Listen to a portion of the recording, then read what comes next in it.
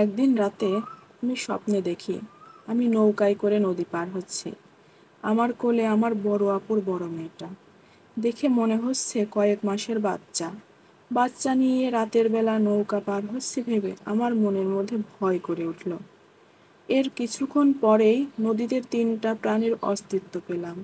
আবছা আলোতে মনে হলো ওগুলো মানুষ না বুঝতে পেরেই আমি অস্থির হয়ে পড়লাম। প্রাণীগুলো হনুমানের মতো, তবে লেজ নেই, কালো আর মানুষের এতটা লম্বা।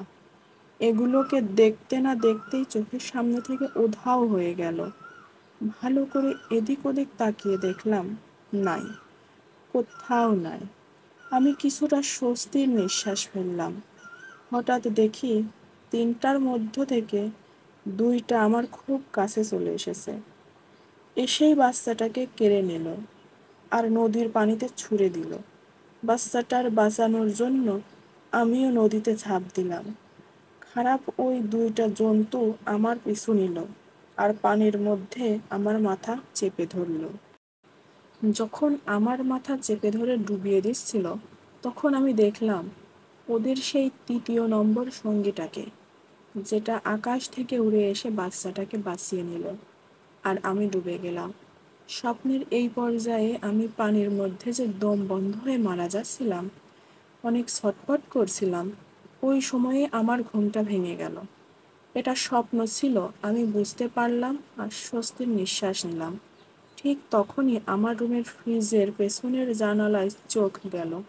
আমি ভয়ে খুব জোরে চিৎকার দিয়ে উঠলাম।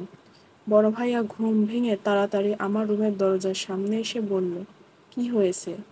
তখন একটু সাহস পেয়ে দরজা খুলে দিলাম। ভাইয়া জানতে চাইল কি হয়েছে। ততক্ষণে আম্মুও চলে এসেছে। তাদেরকে স্বপ্নের ব্যাপারে সবটা বললাম। তারা বলল, স্বপ্নই তো, ভয় পাওয়ার দরকার নাই। তাদের আশ্বস্ত করে বললাম, স্বপ্ন দেখে যা ভয় পেয়েছিলাম তার দ্বিগুণ ভয় পেয়েছি জানালায় তাকিয়ে। জানালায় ওই একই জন্তুই ছিল, কালো সারা গায়ে লোমওয়ালা, একদম বিদঘুটে দেখতে। জানালার গ্রিল ধরে দাঁড়িয়ে আমাকেই দেখছিল। আমার চোখ ওখানে পড়তেই গ্রিল ছেড়ে দিয়ে চলে গেল। এমনকি ওটা যাওয়ার পর বেশ সময় ধরে একটা গন্ধ পাচ্ছিলাম, যেটা আমার মা বা ভাই কেউ পায়নি। তারপর থেকে আমি মাঝে মাঝে সন্ধ্যাতে বা রাতে ওই গন্ধটা পেতাম। আমি এই রহস্যের ভেদ আজও ভাঙতে পারিনি। তবে তারপর থেকে আমার সাথে অনেক অদ্ভুত ঘটনা ঘটেছে। সেগুলোও আপনাদেরকে বলবো অন্য কোনো ভিডিওতে। খুদা হাফেজ।